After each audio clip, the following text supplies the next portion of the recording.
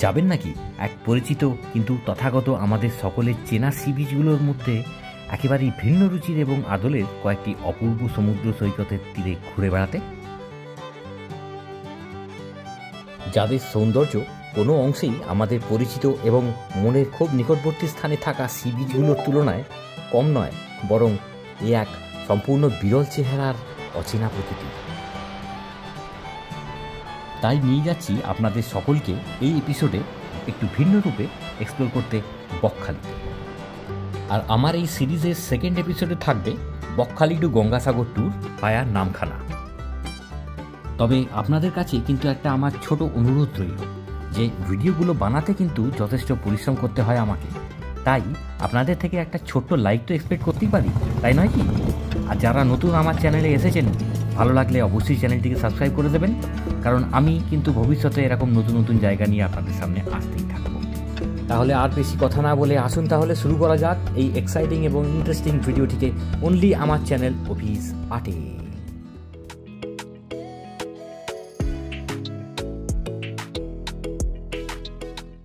যে কোনো নতুন জায়গায় যাওয়া এবং গোছগাছ করে ব্যাগেজ নিয়ে ভোরবেলায় ট্রেন ধরতে যাওয়াটা আমার কাছে কিন্তু বেশ থ্রিলিং লাগে।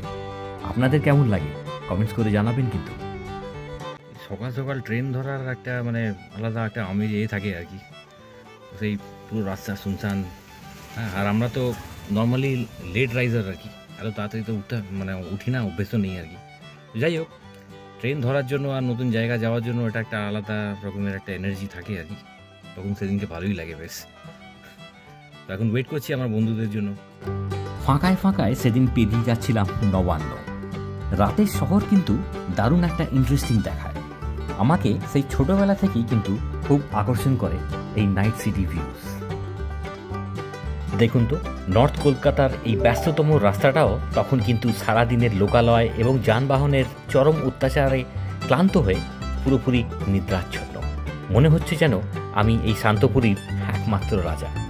শেষমেশ এসে পৌঁছেছিলাম শিয়ালদা স্টেশনে, যদিও আমরা একটু দেরি করে ফেলেছিলাম। ট্রেন ছিল 5টা 20-তে, আমরা 5টা 17 এসে পৌঁছেছিলাম। ভোর 5টার সময় ভিড়টা দেখুন। ভোর 4:30-র পরের ট্রেনটাই কিন্তু 5টা 20-তে, আর এই 5টা 20 ট্রেনটা কিন্তু আপনাদেরকে ধরতেই হবে, নাহলে আপনারা একই দিনে বকখালিতে গিয়ে সাইট সিনগুলোকে ভালোভাবে মেকআপ করতে পারবেন না। হ্যাঁ, যদি আপনারা 1 থেকে 2 দিনের জন্য থাকেন তাহলে আপনারা একটু লেটেও যেতে পারেন, তবে ঘুরতে গেলে সবসময় টাইম ইউটিলাইজেশনটাই কিন্তু মেন কথা বলে আমার মনে হয়। ভোরবেলার ট্রেন, তাই সকল প্যাসেঞ্জারেরই কিন্তু এখন একটু ঘুম ঘুম ভাব। ট্রেন শিয়ালদা থেকে ছেড়ে প্রায় ঘন্টাখানেক হয়ে গেল, তো সকালে বেরোনো হয়েছে, বেশ ঘুম ঘুম পাচ্ছি আর কি। কিন্তু সেরকমভাবে কিছু ট্রেনে এখনও অবধি কিছু ওঠেনি খাওয়ার মতন আর কি, সেই অপেক্ষায় রয়েছে আর কি। কিছু একটু না খেলে ঘুমটা আরও বেশি করে পাচ্ছে আর কি।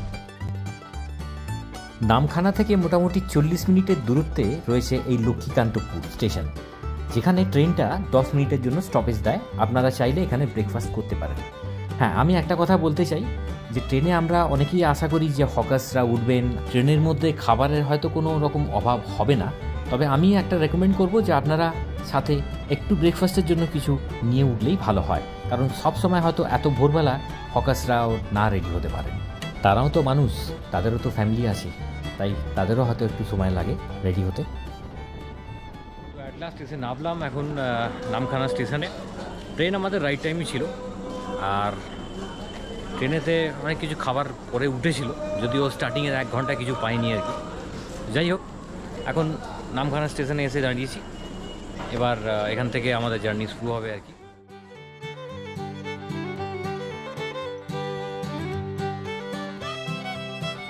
নামখানা স্টেশনের তেমন হয়তো পোটেন্সিয়ালিটি না থাকা সত্ত্বেও স্টেশন কমপ্লেক্সটা দেখে কিন্তু আমি বেশ চমকে উঠেছিলাম। চতুর্দিক পরিষ্কার পরিচ্ছন্ন এবং সাজানো গুজানো।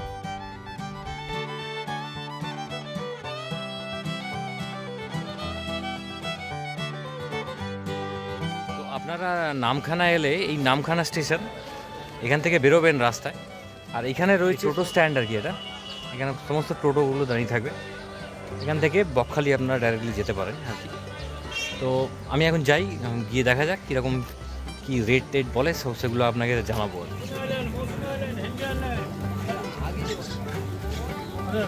বকখালি কত? তিনজন কত কি কিরকম কি ভাড়া? 60 টাকা করে পার হেড।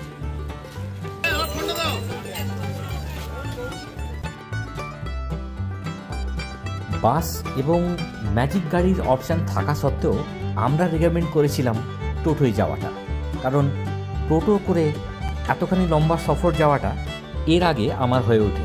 তাই এবার আমরা যাচ্ছি এখন হাতানিয়া দোয়ানিয়া নদীর ওপর দিয়ে, যে ব্রিজটা হয়েছে নতুন নতুন, ওই হচ্ছে নদী, সমস্ত লঞ্চগুলো দাঁড়িয়ে আছে, সাগর যাওয়ার লঞ্চ এখান থেকে ছাড়ে, এই যে আপনারা দেখতে পাচ্ছেন। আর এইটা হচ্ছে ব্রিজটা।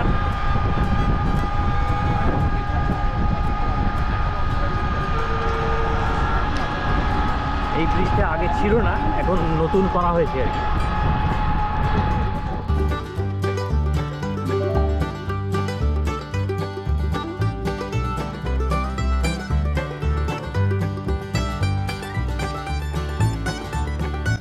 নামখানা স্টেশন থেকে বকখালি অবধি দূরত্ব হচ্ছে প্রায় 27 থেকে 28 কিলোমিটার। এটা টোটোতে এই মুহূর্তে যেতে বেশ ভালোই লাগছিল, কারণ এখন তেমনও গরম পড়েনি আর কি। তবে আজ 23শে ফেব্রুয়ারি 2025, কলকাতার থেকে কিন্তু বকখালিতে আমার একটু ঠান্ডা বেশি আছে বলে মনে হয়েছে।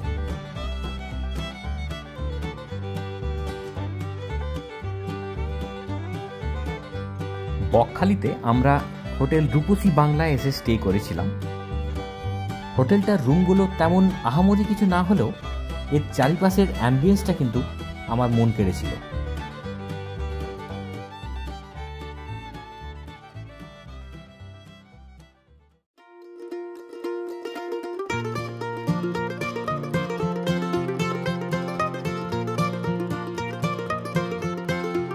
রুমেতে আপনারা পাবেন 6x7 একটা ডাবল বেডেড খাট, তাতে 3 জনও আরামসে অ্যাডজাস্ট করতেই পারেন।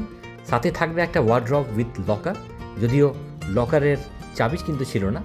সাথে থাকবে একটা সুন্দর বালকানি, আর বালকানি থেকে এই মনোরম ভিউ আপনারা দেখতে পাবেন। এই হচ্ছে ওয়াশরুম, ওয়েস্টার্ন কোমোড, সাথে শাওয়ার রয়েছে। আর গিজারের ব্যবস্থা আপনারা অল্টারনেট হিসেবে নিতে পারেন, যদি আপনারা এসি রুম নেন তাহলে ওরা গিজারের ব্যবস্থা করে দিতে পারে।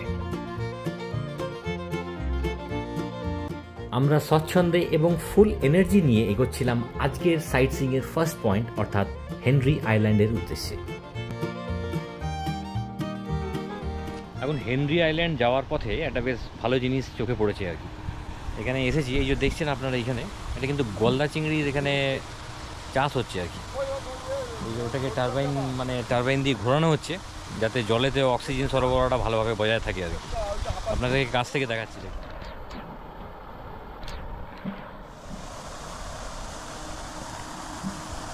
আচ্ছা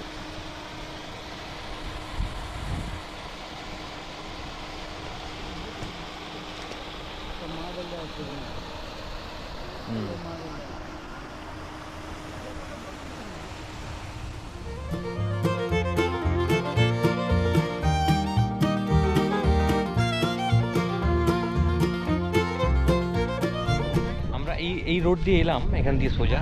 আর এটা এখানেই হেনরি আইল্যান্ডের এখানে টোটো স্ট্যান্ড আছে, এখানে সব টোটোগুলো দাঁড়িয়ে আছে, আপনারা দেখছেন গাড়িগুলো দাঁড়িয়ে আছে আর কি। তো এখান থেকে নেবে, এবার এই যে সামনে যে রোডটা যাচ্ছে এদিকে আমাদের হেঁটে সোজা চলে যেতে হবে।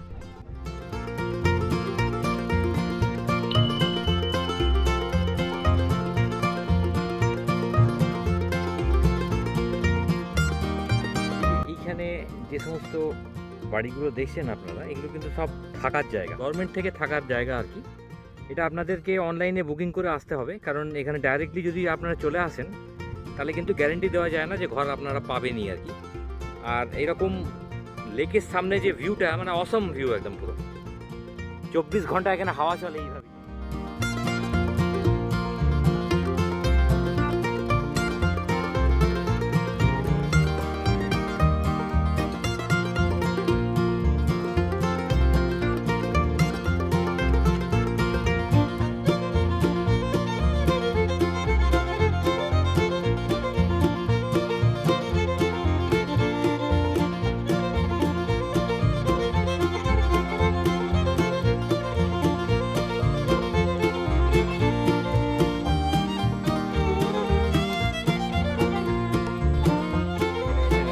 সাঁকোটা চড়ার আগে একটা সতর্কবাণী ছিল আর কি, ওয়ার্নিং দেওয়া ছিল যে একে একে পার হবেন নাকি, খুব বেশি লোক একসাথে পার হবেন না, ব্রিজটার অবস্থা খুব একটা ভালো নেই আর কি। তো এখানে সব একসাথে না আসাটাই ভালো, যা লেখা আছে সেটা মেনটেন করাটাই ভালো আর কি।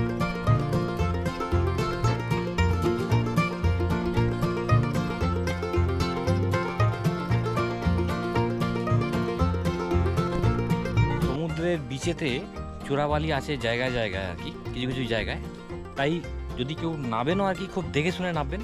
এখানে অলরেডি বোর্ড দেওয়া আছে আর কি, বোর্ড আছে মানে সেখানে সত্যিকারে কিছু না কিছু আছে আর কি। এখান থেকে এবার কিন্তু আওয়াজ শোনা যাচ্ছে অলরেডি, মানে খুব কাছাকাছি এসে গেছি, কাছাকাছি এরিয়ায়। আর চারিদিকে প্রচুর মাছরাঙা আছে আর কি। তো এইখান থেকে এই রাস্তার সোজা ওই যে দেখছি ফাঁকা এরিয়াটা, ওখান থেকেই এবার কিন্তু সমুদ্র স্টার্ট হয়ে গেছে, আমি অলরেডি শুনতে পাচ্ছি।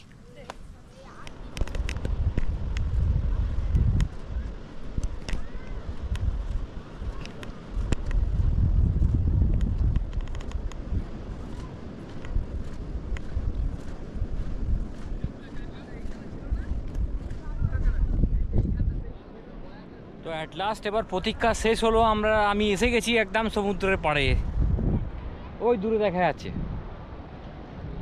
আর পুরো বিচটা শুধু পুরো খালি, একদম দারুণ, খুব সুন্দর লাগছে।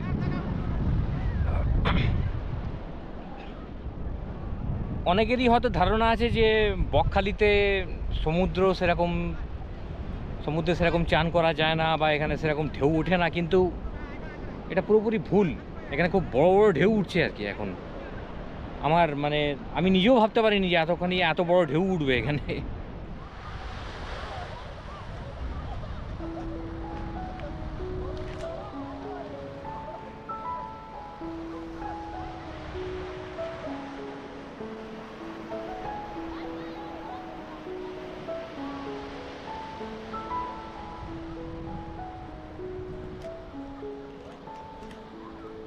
হেনরি আইল্যান্ড ভারতের পশ্চিমবঙ্গের দক্ষিণ 24 পরগনা জেলার অন্তর্গত একটি দ্বীপ ও পর্যটন কেন্দ্র। এখানে মৎস্য চাষের নানা প্রকল্প আছে। শীতের সময় এখানে নানান প্রজাতির পরিযায়ী পাখি আসে। হেনরি আইল্যান্ড দ্বীপটা বকখালির নিকটে বঙ্গোপসাগরের উপকূলে এবং সুন্দরবনের জাতীয় উদ্যানের ঠিক দক্ষিণের দিকে অবস্থিত।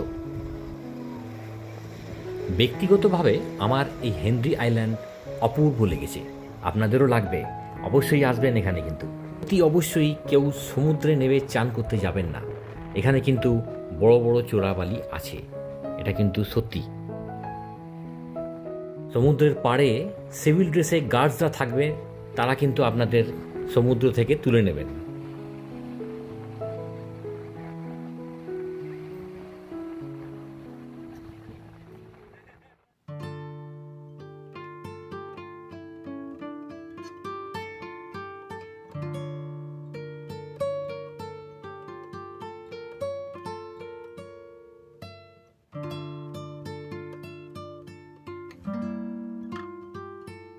হেনরি আইল্যান্ড খুব ভালো লাগলো। এরপর আমরা চলে এসেছিলাম সোজা বেনফিশ ফিশ ডিপোটে।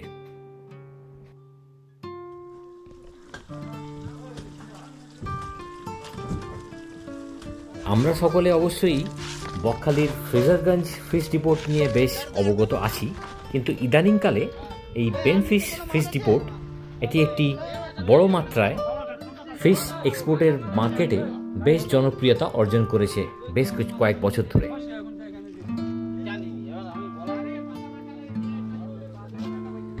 এখান থেকেই একাধারে গোটা পশ্চিমবঙ্গ এবং নর্থ ইস্ট এবং নর্থের সাইডেতেও প্রচুর মাছ এক্সপোর্ট হয়ে থাকে প্রতিনিয়তই।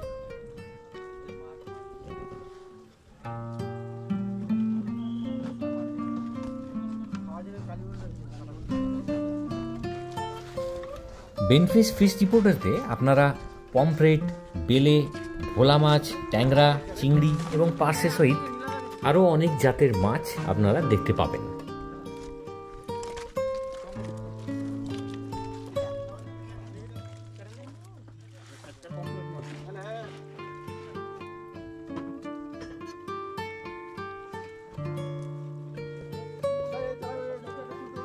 বিশাল বড় এলাকা দেখুন, এই পুরো দূরটা আমি আপনাদেরকে জুম করে দেখাচ্ছি, তাহলে বুঝতে পারবেন। দেখুন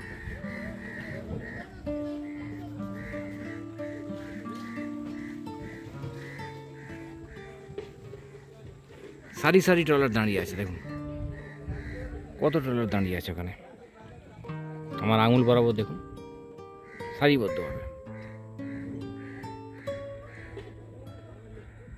বকখালিতে এলে এটা একটা ফেমাস স্পট আর কি, এটা একটা পয়েন্টের মধ্যে পড়ে। এখানে কিভাবে মাছ উত্তোলন করা হচ্ছে, কিভাবে সারিবদ্ধভাবে ট্রেলার থেকে মাছগুলোকে নেওয়া হচ্ছে, নিয়ে এবং বিভিন্ন মার্কেটে যে পাঠানো হচ্ছে, এটা একটা দেখবার মতো জিনিস আর কি। তো আপনারা এলে এটা অবশ্যই দেখবেন এখানে, এটা মানে এটা আপনাদের টপ লিস্টের মধ্যে থাকবে এই জায়গাটা, তো অবশ্যই এটাকে মিস করবেন না, অবশ্যই আসা উচিত সবাইয়েরই। আপনাদের ভিডিওটা কেমন লাগছে? অবশ্যই ভালোই লাগছে, তো কাজেই একটা লাইক এবং কমেন্টস অবশ্যই করবেন, এবং যারা আমার চ্যানেলে প্রথমবার এসেছেন তাদেরকে একান্ত রিকোয়েস্ট যে ভালো লাগলে অতি অবশ্যই চ্যানেলটিকে সাবস্ক্রাইব করবেন।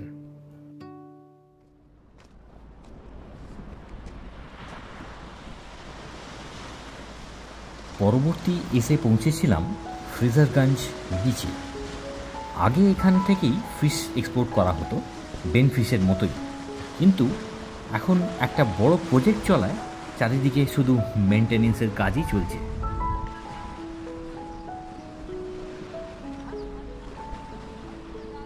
অ্যাডভান্সমেন্ট, প্রযুক্তি এবং প্রয়োজনের তাগিদের এক প্রতিকূল ছবি আমরা এই মুহূর্তে ফ্রেজারগঞ্জে এসে দেখতে পাচ্ছি।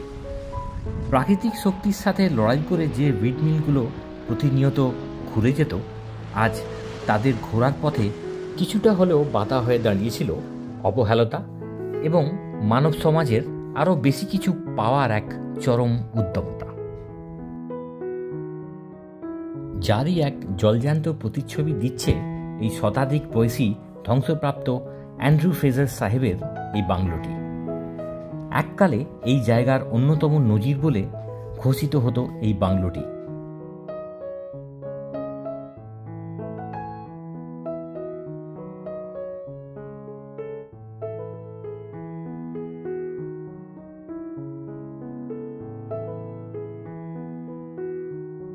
বহুদিন আগেই চরম অবহেলার শিকার হয়ে শেষ নিঃশ্বাস ত্যাগ করেছে এই বাংলোটি, কিন্তু আজ তার আর কোনো রূপ কদর যে নেই এই সমাজে, সেটা সে ভালোই টের পেয়েছে।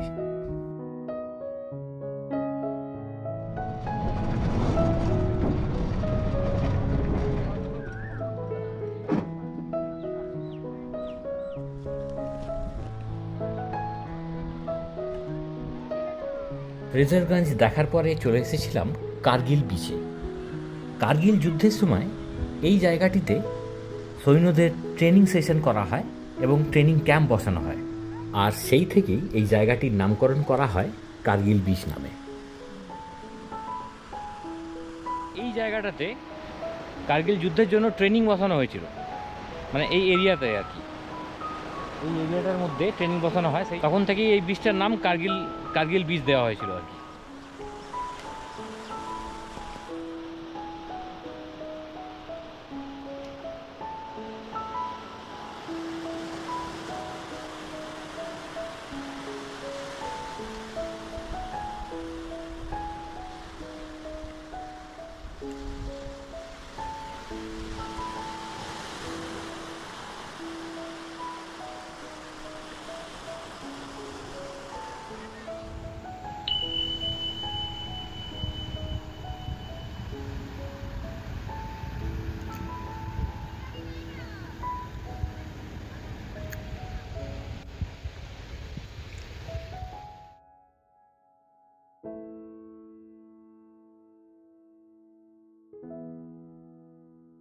সারাদিন ঘুরতে ঘুরতে দুপুর থেকে যে কখন বিকেল হয়ে গেছিল সেটা আমি টেরও পাইনি। আর পাবই বা কী করে বলুন? চতুর্দিকে শুধু প্রাকৃতিক সৌন্দর্যে ভরপুর যেসব জায়গাগুলো আমরা ঘুরে বেড়াচ্ছি, যা দৃশ্য আমরা দেখছি, তাতে ঘড়ির কাঁটার দিকে কার আর নজর যায় বলুন তো? বকখালি কিন্তু সত্যিই আমাকে পাগল করেছিল ওর এই সমস্ত সলিটারি বিচগুলোর জন্য। সি বিচ যে এতটাই সুন্দর এবং পিসফুল হতে পারে, জীবনের হতাশা এবং দুঃখ কষ্টের এক অনবদ্য চিকিৎসা হতে পারে, এখানে না এলে টের পেতাম না।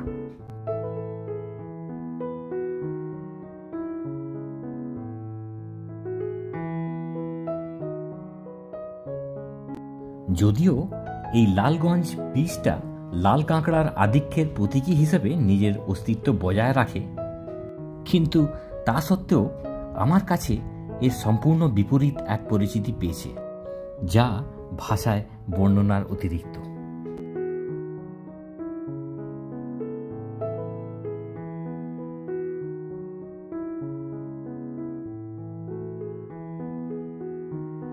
কি যে ভালো লাগছিল না, তা আপনাদের হয়তো আমি এরমভাবে বলে প্রকাশ করতে পারবো না, কিন্তু যা আমি এই মুহূর্তে দাঁড়িয়ে এখানে পাচ্ছিলাম তা হয়তো ক্যামেরার মাধ্যমে আপনাদের ঠিকঠাকভাবে আমি জাস্টিফাই করতে পারবো না।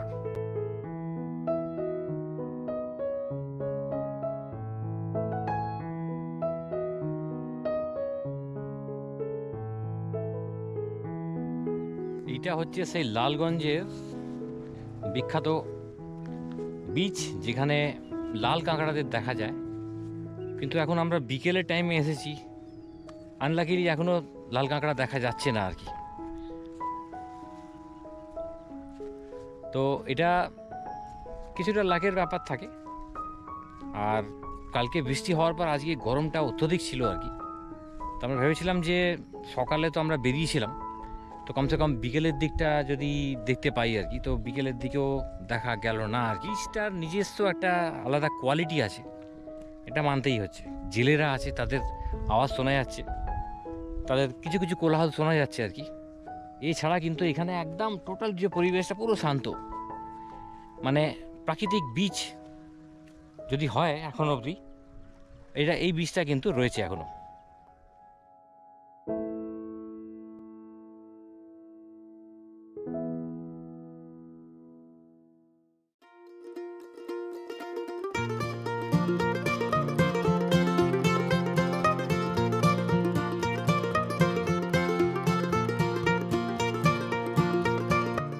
বকখালির আশেপাশে সমস্ত বিচগুলো ঘোরার পর বকখালির মেন বিচে আসবো না তা কি হতে পারে?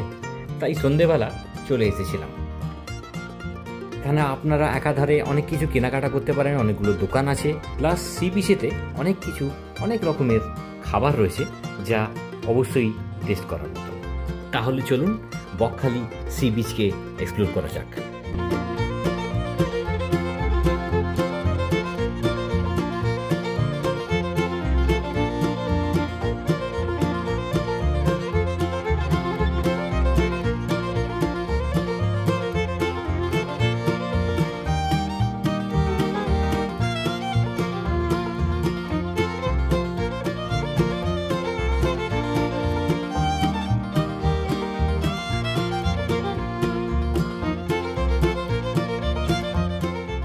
আগের তুলনায় এখানে এখন দোকানপাট অনেক বেশি হয়ে গেছে।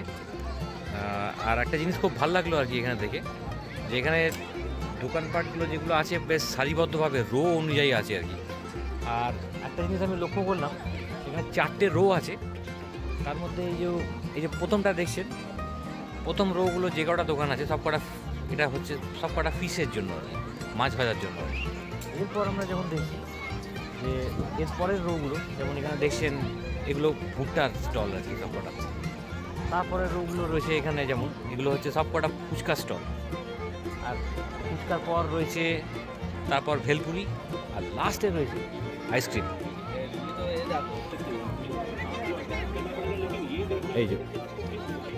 এই যে লাস্ট রোটা, এখানে যে কটাই আছে এগুলো সব কটা হচ্ছে আইসক্রিমের। তো এটা বেশ দারুণ লাগলো আর কি দেখে, এটা একটা ইউনিক লাগলো আর কি বেশ। আর এর সামনে রয়েছে বিচ। এখানে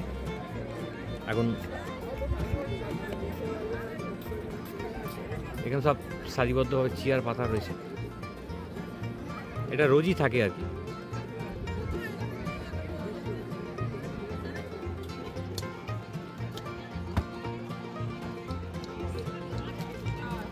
বন্ধুরা, আমরা চলে এসেছি এই ভিডিওর শেষ প্রান্তে। ভিডিওটি কেমন লাগলো অতি অবশ্যই একটি লাইক এবং সাবস্ক্রাইব করে জানাবেন। আর যে বন্ধুরা নতুন এসেছেন আমার চ্যানেলে তারা অতি অবশ্যই সাবস্ক্রাইব করবেন। আপনাদের এই সকল ডিজিটাল ফিডব্যাকের মাধ্যমেই তো আমার এনার্জি লেভেল অনেক বেশি হাই হয়ে যায়, যাতে আমি পরবর্তীকালের নতুন নতুন ভিডিও নিয়ে আপনাদের সামনে আসতে পারি।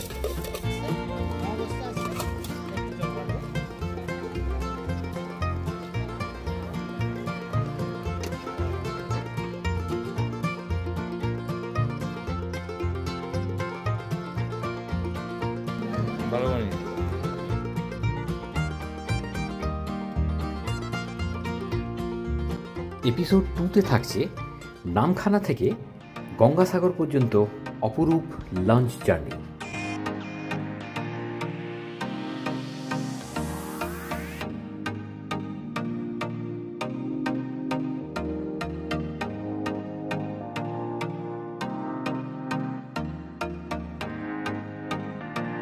সাথে থাকছে গঙ্গাসাগরের কপিলমুনি মন্দিরের সন্ধ্যা আরতি এবং মন্দির দর্শন।